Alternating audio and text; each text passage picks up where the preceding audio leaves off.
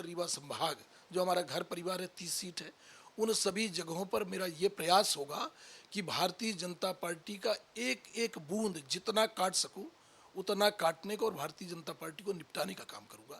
अभी तो नहीं कहता कि कितनी सीटों में नुकसान करूंगा, मगर जिले में मैं कुछ न कुछ करूंगा, इसको मजा दिखाऊंगा।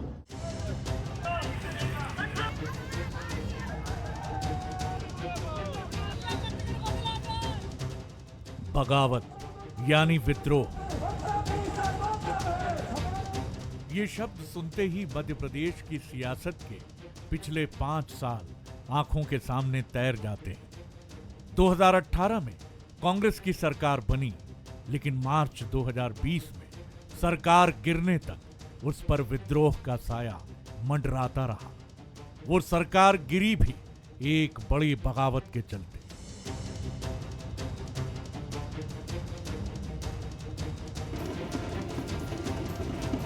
नई सरकार ने बगावत की नींव पर अपने कदम रखे। उसके बाद यह सिलसिला थमा ही नहीं। अब जब चुनाव की हांडी चढ़ी हुई है, उसमें बगावत के अलग अलग व्यंजन रोज पक रहे हैं।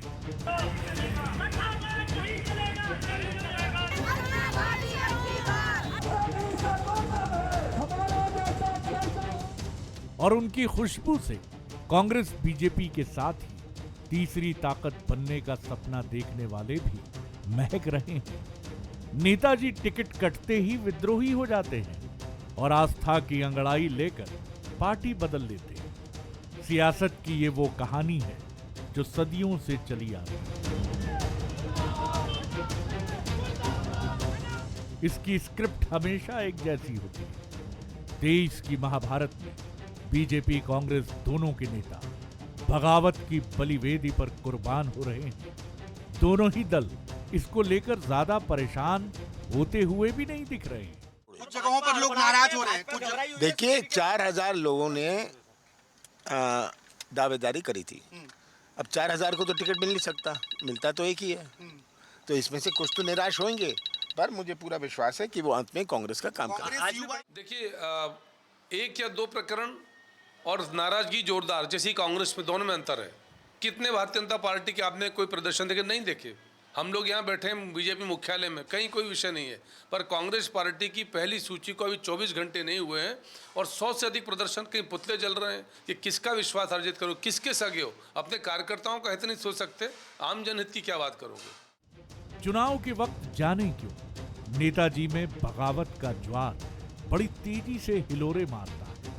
आस्था बदलने और बगावत का झंडा बुलंद करने के दौरान नेता जिस तेजी से रंग बदलते हैं, वो रंग बदलने का प्रतीक माने जाने वाले को भी शर्माने पर मजबूर कर देता है। मध्य प्रदेश में मौसम चुनावी है और इस मौसम में बगावत भी अपने शबाब पर है। विद्रोह की कर्कश आवाजें जो भी दल मधुर सुरों में बदलने में सफल होगा, सत्ता की महफिल उसी के सुरों से सजेगी।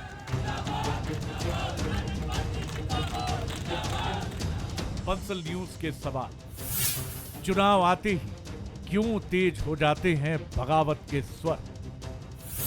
टिकट न मिलने पर बगावत ही आखिरी विकल्प क्यों बन जाता है?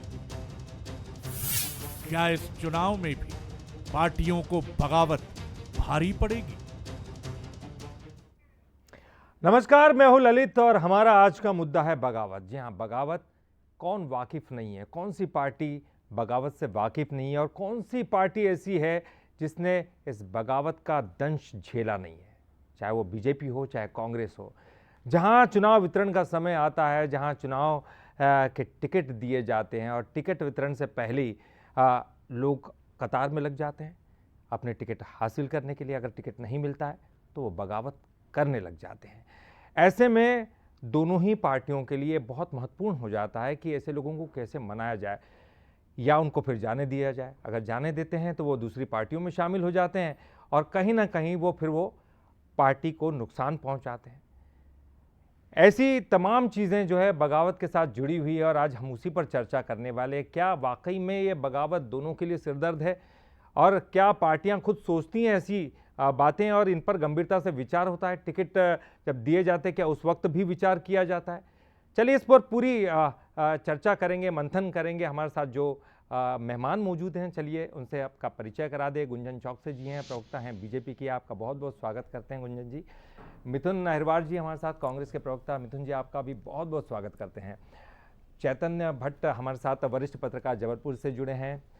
भट्ट साहब आपका भी बहुत बहुत स्वागत करते हैं। और मनोज सैनी जी हमारे साथ जुड़े हैं, हमारे साथ एग्जीक्यूटिव एडिटर हमारे। मनोज जी आपका भी बहुत बहुत स्वागत। सबसे पहले चलिए आपसे ही शुरुआत करता हूं। मनोज जी देखिए, बगावत एक ऐसा जिन्न है जो बाहर निकलता है तो पूरी पार्टी बर्बाद कर देता है। क्या वाकई बगावत जैसे विषय पर पार्टियां गंभीर होती हैं और उसके लिए वो क्या कुछ करती हैं? क्या कुछ कहना चाहेंगे सर? देखिए, एक तो ये कि कोई बगावत करे तो पार्टी बर्बाद हो जाए, तो मुझे नहीं लगता है किसी की बगावत से कोई पार्टी बर्बाद। खासकर भारतीय जनता पार्टी या कांग्रेस की बात करें तो दोनों ही राष्ट्रीय दल है, बड़े दल है, और जब जब चुनाव के मौके आते हैं, ये कोई नई बात नहीं है। जब भी चुनाव आते हैं तो इस तरह की तस्वीरें सामने आती रहती है। जिसको टिकट नहीं मिलता वो बगावत कर बैठता। तो इससे एक बात और साफ होती है कि राजनीति क्या सिर्फ स्वार्थ सिद्धि की राजनीति है। आप लगातार जिस पार्टी से जुड़े रहते हैं, आप एक कार्यकर्ता से नेता तक पहुंचते हैं। यह भी जरूर है कि नेता के सफर में बीच में कई बार हम देखते हैं कि जिसे कहा जाता है कि पैराशूट लैंडिंग वो होती है, उसके कारण कार्यकर्ताओं के बीच में दर्द भी पैदा होता है। तो इस तरह की तस्वीरें आती रहती है। आज भी हम देख रहे हैं करीब करीब 1 दर्जन से ज्यादा लोग कुछ भारतीय जनता पार्टी छोड़कर कांग्रेस में चले गए, जिन्हें टिकट नहीं मिला। कुछ कांग्रेस के लोग भारतीय जनता पार्टी में आ गए। अभी अभी उज्जैन की एक तस्वीर जारी हुई है जिसमें बिक्की यादव, जो कांग्रेस के बड़े सीनियर लीडर रहे हैं, उनकी तस्वीर अभी जारी हुई कि आप पार्टी उन्होंने ज्वाइन कर ली क्योंकि यहां से माया त्रिवेदी को टिकट दे दिया। तो मुझे लगता है यहां भी बगावत के सुर है। फिर यह भी खबर आई कि मैंने आप पार्टी ज्वाइन नहीं की है और जबरन मेरा फोटो दे दिया। तो इस तरह की तस्वीरें बहुत आती रहेंगी निश्चित रूप से। लेकिन इतना जरूर है ललित कि आने वाले दिनों में ये और भी दिखाई देगा। 2020 की सबसे अलग तस्वीर थी जिसमें हम कह सकते कि बगावत ने कांग्रेस को इस मोड़ पर खड़ा कर दिया कि उसको दूसरी बार चुनाव में आना पड़ रहा है। यानी 5 साल जिस सरकार को चलना चाहिए था वो नहीं चली। अब गलती उसमें कांग्रेस की थी या क्या था, उसको लेकर कई बार सवाल जवाब होते रहे हैं। क्योंकि अब तो मध्यावधि चुनाव के बाद हम देख रहे हैं कि उपचुनाव के बाद मुख्य चुनाव भी आ गए हैं। तो वो सब बराबरी इस चुनाव में दिखाई देने वाली है। पर ये मानकर चलिएगा कि आने वाले दिनों में तस्वीरें और आती रहेंगी। और ये बताता है राजनीति का एक चेहरा ये भी है कि जहां दम नहीं वहां हम नहीं। यानी आपके लिए सिर्फ टिकट चाहिए, पार्टी नहीं। तो इस पर विचार मुझे लगता है एक लाइन जरूर तैयार कर लेना चाहिए। कहीं कोई ऐसी लाइन भी होना चाहिए कि आप नौकरी में 60 साल रहते हैं तो राजनीति में कितने साल, आखिर कितनी बार चुनाव लड़ेंगे, तो उनके लिए भी एक मर्यादा हो जाना चाहिए। लेकिन होगा नहीं है क्योंकि ये राजनीति है। चैतन्य जी आपसे भी एक रिएक्शन, क्योंकि राजनीति क्या वाकई में केवल स्वार्थ सिद्धि का साधन बनकर रह गया है? बगावत को आप किस नजरिए से देखते हैं सर? देखिए ललित जी, राजनीति एक ऐसा क्षेत्र है जिसमें सत्ता आपके करीब आती है और जो भी राजनीति में व्यक्ति रहता है, चाहे वो कार्यकर्ता हो चाहे कोई भी हो, उसकी अपनी एक महत्वाकांक्षा होती है कि कोई कार्यकर्ता वो समझता है कि हमको पार्षद की टिकट मिल जाए, पार्षद सोचता है हम विधायक बन जाए, विधायक सोचता है हम मंत्री बन जाए, मंत्री सोचता है हम मुख्यमंत्री बन जाए। तो ये एक महत्वाकांक्षा और ये बड़ी स्वाभाविक है, किसी भी व्यक्ति के लिए इंसान की एक स्वाभाविक प्रवृत्ति होती है। जहाँ तक बगावत का सवाल है, मुझे लगता है कि दोनों पार्टियों में इस तरह की बगावत अभी देखने मिल रही है। लेकिन सवाल ये है कि 230 सीटें हैं और मान लीजिए आपके पास 2000 आवेदन आए हैं, तो उसमें से आप 230 को ही टिकट दे पाएंगे ना? ये पार्टियों के सामने बड़ा संकट होता है। इसलिए पार्टी तमाम तरह के सर्वे करवाती है, लोगों से बातचीत करती है, जिताऊ कैंडिडेट की कोशिश करती है कि जो हम ऐसे कैंडिडेट को टिकट दें जो जीत सकता हो। तो बहुत से ऐसे मुद्दे होते हैं जिनको लेके फिर टिकट फाइनल होती है। अब जिनको टिकट नहीं मिलती, जाहिर सी बात है उनमें असंतोष होता है, और जब असंतोष होता है तो फिर वो बगावत के तरफ बढ़ते हैं उनके कदम। पिछली बार यही हुआ था कि ज्योतिरादित्य सिंधिया जी को अगर प्रदेश अध्यक्ष बना दिया जाता तो हो सकता है कि वो बगावत ना करते। तो कांग्रेस के सामने अभी एक संकट ये है कि भारतीय जनता पार्टी में जो विद्रोह होता है वो चूंकि अनुशासन का डंडा वहाँ बहुत तेजी से चलता है, इसलिए वो बहुत ज़्यादा खुल के सामने नहीं आ पाता। लेकिन कांग्रेस में जैसा कि कांग्रेसी कहते हैं कि हमारे यहाँ लोकतंत्र है, तो वो कई बार लोकतंत्र जो है वो अराजकता में बदल जाता है। इसलिए आपने देखा होगा कि बहुत से इस तरह के पुतले जलाए जा रहे हैं, आज प्रदर्शन हो रहे हैं। लेकिन सवाल वही आ जाता है बार बार घूम के कि पार्टी बड़ी होती है या व्यक्ति। पार्टी इतनी बड़ी होती है कि उसके लिए व्यक्ति कोई बहुत ज़्यादा महत्व नहीं रखता है, क्योंकि ये बात सही है कि व्यक्तियों से ही पार्टी बनती, लेकिन जब पार्टी एक बहुत ऊंचे स्तर पर पहुंच जाती है, जैसे भारतीय जनता पार्टी हो या कांग्रेस हो, तो इनको 2-4-10 लोगों के बगावत से कोई बहुत ज़्यादा फर्क पड़ता नहीं। ये बात ज़रूर है कि जब आपके घर में किसी प्रकार का विद्रोह है तो पड़ोसी उसको तत्काल आपके विद्रोही को गले लगा लेता है, और ये तो आज से नहीं बरसों से चल रहा है। चाहे जयचंद की बात कर लें आप, चाहे विभीषण की बात कर लें, रावण की मौत का कारण विभीषण बना था। तो ये पार्टियां चाहती हैं कि जो दूसरे दल का बगावत करने वाला विद्रोही नेता है उसको हम अपने गले लगा लें, ताकि जो वहाँ की कमजोरियां हैं वो हमें पता लग जाएं, और जब वो कमजोरियां हमें पता लगेगी तो उस तरह की हम फिर युद्ध नीति बनाएंगे, स्ट्रेटजी बनाएंगे, ताकि हम चुनाव में जीत सकें। तो ये बगावत की जो स्थितियां हैं ये हर पार्टी में होती हैं, और बहुत ज़्यादा उससे बहुत फर्क नहीं पड़ता। हाँ, कोई कुछ बहुत बड़े बड़े नेता हों जिनके फॉलोअर्स हैं, जैसे पिछली बार सिंधिया जी के साथ 20-22 लोग चले गए थे, तो एक अलग बात हो जाती। लेकिन अभी जो जिस तरह की बगावत हो रही है उसमें मुझे लगता नहीं कि कोई बहुत बड़ा नेता कोई पार्टी छोड़ के गया हो, और अगर पार्टी छोड़ के भी गया है तो उससे बहुत ज़्यादा फर्क पड़ता नहीं पार्टी को, क्योंकि पार्टी इतनी विशाल हो चुकी हैं दोनों पार्टियां, जो मतलब भारत में सिर्फ 2 ही पार्टियां राष्ट्रीय स्तर पे चुनाव लड़ती हैं, भारतीय जनता पार्टी और कांग्रेस। इसलिए बगावत तो ठीक है, होती है, हर जगह होती है, घर में भी बगावत होती है, 10 लोग होते हैं, उनके बीच में भी अगर पिताजी का कहा नहीं मानो तो बालक बिल्कुल सही कह रहे हैं सर आप। आप ये कह रहे हैं कि वाकई में आज का जो समय है वो बहुत बड़ा फर्क तो नहीं पड़ना है उससे, क्योंकि आज के समय में पार्टी काफ़ी बड़ी है, व्यक्ति से बड़ी है। लेकिन आपने ये भी बात सही कही कि केवल व्यक्ति बगावत नहीं करता, पार्टियां उसका फ़ायदा भी उठाना जानती हैं, क्योंकि वो भी अपने स्वार्थ सिद्धि के लिए उस व्यक्ति को अपनी तरफ खींचती हैं। जैसे कि आप कह रहे हैं कि जो लूप होल्स है सामने वाली पार्टी की वो उनको हासिल हो जाते हैं। विभीषण की चर्चा की। हमारे साथ मिथुन अहिरवार जी भी जुड़े हैं, प्रवक्ता हैं कांग्रेस के। मिथुन जी, देखिए, सबसे बड़ा बगावत का दंश तो आपने झेला है। पिछली सरकार में 2018 में आप जो है आ चुके थे सरकार में, लेकिन इसके बावजूद आपको ये खोना पड़ा और बीजेपी सरकार में आ गई। आप किस तरह से देखते हैं? क्या आपको लगता है कि अभी भी टिकट वितरण हुआ है और हमने कई सीटों पर देखा है कि आपके यहाँ अभी से जो है कई लोग खड़े हो गए हैं, स्वर दिखाई देने लगे हैं बगावत के? देखिए, जैसे आपने बगावत का, उसे गद्दारी कहा जाता है कि जनता ने जिस लोकतंत्र को जन्म दिया, जनता ने जिस लोकतंत्र को फलीभूत किया, उस लोकतंत्र को यदि आप नोट तंत्र से बदल दें, उस वोट तंत्र को यदि आप धन तंत्र से जनतंत्र को बदल दें, तो बगावत तो किसी भी मायने में नहीं हो सकती। बगावत तो आज भारतीय जनता पार्टी के खिलाफ उन आदिवासियों ने कर दी है जिसके ऊपर भारतीय जनता पार्टी के कार्यकर्ता पेशाब कर रहे हैं। उन दलितों ने भारतीय जनता पार्टी के खिलाफ बगावत करती है, जिनकी बहन बेटियों को निर्वस्त्र करके मारा जा रहा है, जिनके साथ बलात्कार हो रहे हैं। उन आदिवासियों ने, उन ट्राइबल्स ने, उन पिछड़े वर्ग के लोगों ने भारतीय जनता पार्टी के खिलाफ बगावत कर दी है, जिनका 27% का आरक्षण इन्होंने हमारे द्वारा दिया गया, कैंसिल किया गया। उन बेटियों ने इनके खिलाफ बगावत कर दी है, जिनको अगर उनका रेप हो जाए तो मेडिकल तक ये सरकार करवा नहीं पाती, किसी को फांसी पर चढ़ाने की बात तो दूर। बगावत उन बेरोजगार युवाओं ने कर दी है जिनको रोजगार के नाम पर छला भारतीय जनता पार्टी के लोगों ने। बगावत उन छात्रों ने कर दी है जिनको फेल किया गया और केवल एक भाजपा के एक नेता के कॉलेज से पढ़े हुए लोग ही, वहां एग्जाम दिए हुए लोग ही जो पटवारी चुने गए। बगावत इस मध्य प्रदेश की सरकार के खिलाफ भारतीय जनता पार्टी के विधायकों ने कर दी है, जिन्होंने भारतीय जनता पार्टी को ये छोड़ के ये कह करके छोड़ दिया कि भारतीय जनता पार्टी ठीक से काम नहीं कर पा रही, चाहे वो वीरेंद्र रघुवंशी हो, चाहे वो नारायण त्रिपाठी हो। बगावत मध्य प्रदेश में भारतीय जनता पार्टी के प्रदेश प्रभारी ने कर दी है, जिन्होंने ये कहा कि भारतीय जनता पार्टी के 4-5 बार के विधायक और सांसद हैं, वो नालायक हैं, वो काम नहीं कर सकते हैं ठीक से। बगावत भारतीय जनता पार्टी के हर उस कार्यकर्ता ने कर दी है। मैं तो ये सवाल भारतीय जनता पार्टी के लोगों ने, गुंजन जी से सवाल पूछूंगा, लेकिन एक बड़ा सवाल जिस पर हम चर्चा कर रहे थे, जैसे कि चैतन्य साहब भी कह रहे थे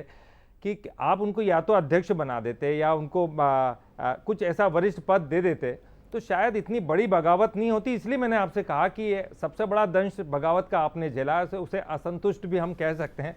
हालांकि बगावत आप कह रहे हैं कि गद्दारी है, वैसा नहीं है। अलग अलग परिप्रेक्ष्य में अगर हम इसे देखें तो कहीं ना कहीं किसी नेता को आपने उनके मन मुताबिक पद नहीं दिया, उनके मन मुताबिक उनको उनकी योग्यता के हिसाब से उनको काम नहीं दिया, तब भी शायद जो है नेता या फिर कार्यकर्ता वहां से जाने की सोचते हैं? देखिए, मैंने इसलिए कहा क्योंकि वो भारतीय जनता पार्टी जो पिछले चुनाव में नारा लगाती थी, माफ करो महाराज हमारा नेता शिवराज, जी। आज क्या बोलती नजर आ रही है कि माफ करो शिवराज हमारा नेता महाराज? क्या उस दिशा में ये लोग जा रहे हैं? भारतीय जनता पार्टी जो चाल चरित्र चेहरे के लिए कथित रूप से जानी जाती है, चाल और चरित्र तो इनका हम देख ही चुके हैं, इनके पास चेहरा नहीं है आज मुख्यमंत्री का। हम तो ये पूछ रहे हैं कि अगर ज्योतिरादित्य सिंधिया जी ने ये कहा था कि मैं सरकार इसलिए गिरा रहा हूं कि मैं अपने वादे पूरे करवाना चाहता हूं, तो वो सिविल एविएशन मंत्री बन के मध्य प्रदेश के उन अतिथि शिक्षक, अतिथि विद्वानों को यदि परमानेंट नहीं करवा पाए तो क्या उन्होंने अपना पूरा वादा किया है? बगावत वो लोग उनके खिलाफ कर रहे हैं। बगावत उन्होंने जो की थी कि मैं किसानों का कर्ज माफी पूरी करवाऊंगा, मैं पूछ लेता हूं, गुंजन जी हमारे साथ हैं, गुंजन जी हमारे साथ हैं। गुंजन जी, देखिए, आदिवासियों ने बगावत की, वो आप पर आरोप लगा रहे हैं,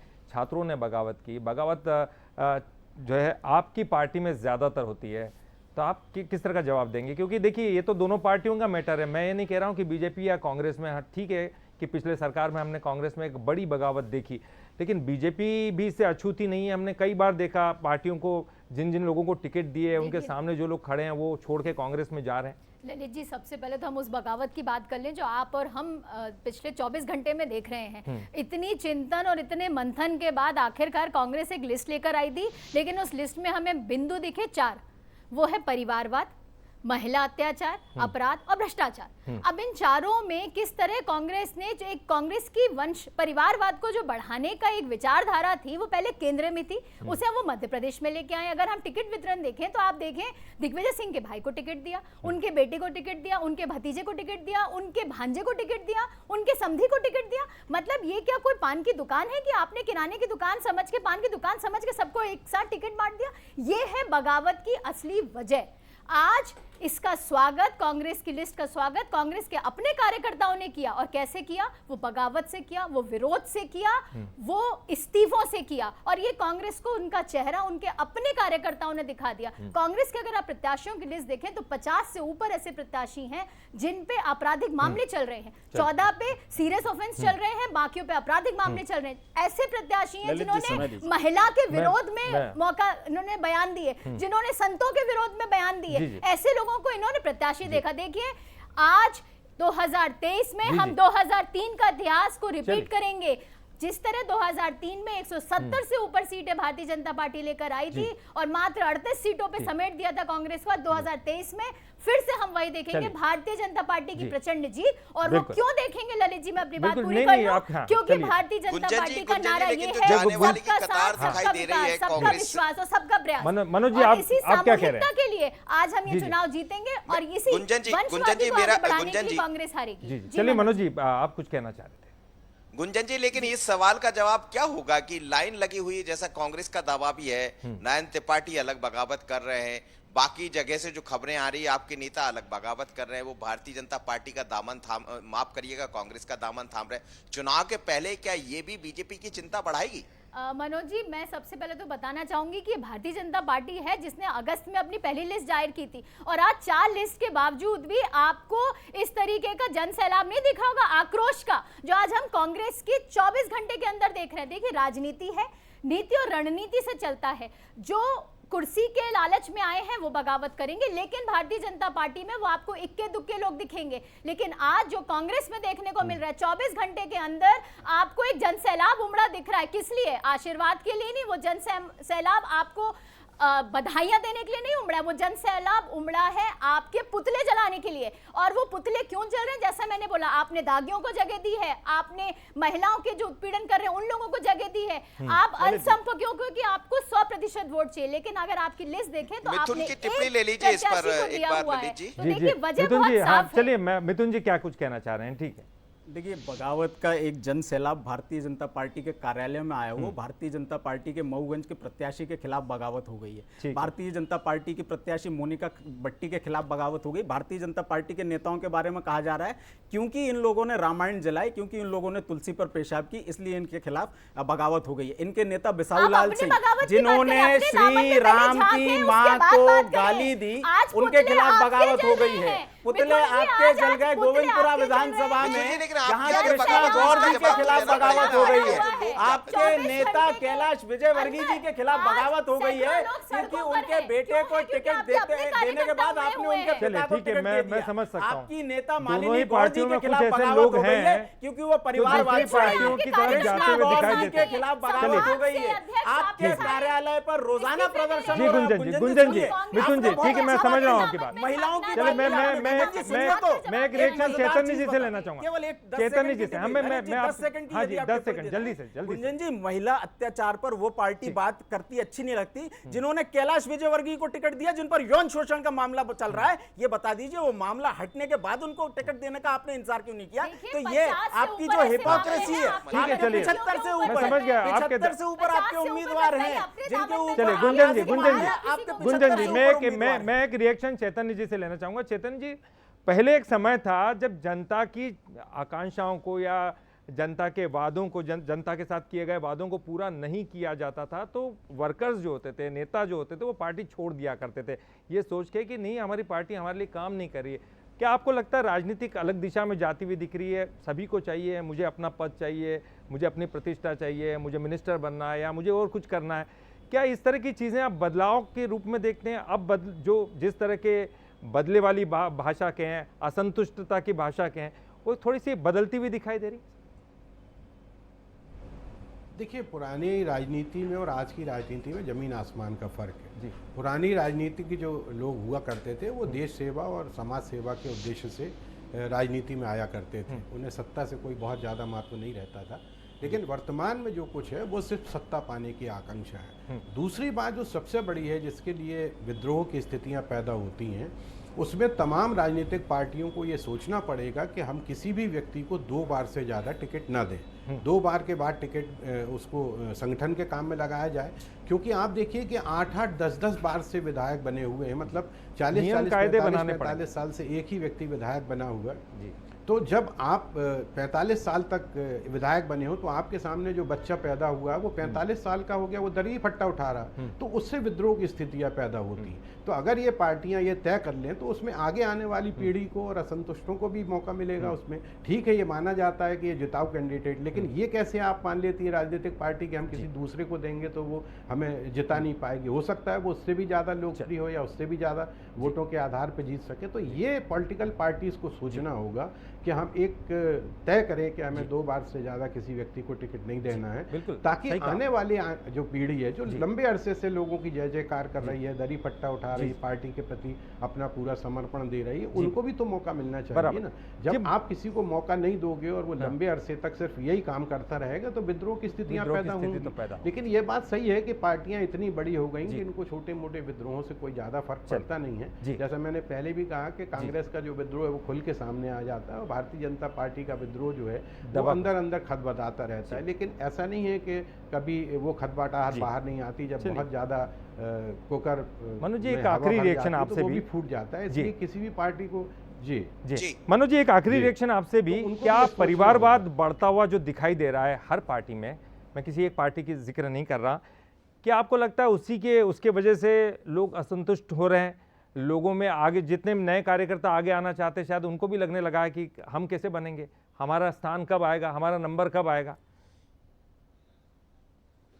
जी देखिए, असंतुष्ट होने की तो बहुत सारी वजह लोगों की हो सकती है। उसकी वजह ये भी हो सकती है कि जिस तरह नए लोग आते हैं और उनको अचानक मौका मिल जाता है, तो स्वाभाविक है कि जो बरसों बरस से काम कर रहा है तो उसके साथ तो एक तरह से धोखा ही हुआ, तो वो बगावत कर सकता है, उसका हक बनता है, वो अपनी बात रख सकता है। लेकिन बगावत करने के तरीके होते हैं, अब वो तरीके बदल गए।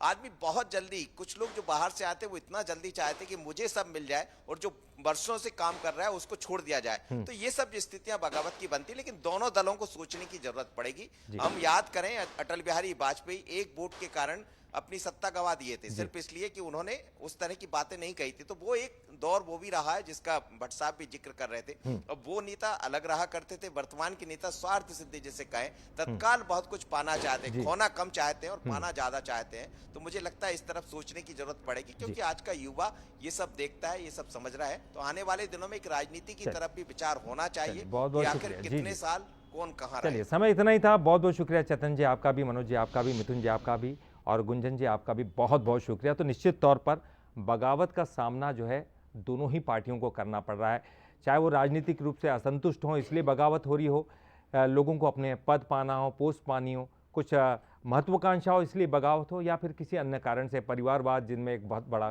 कारण है।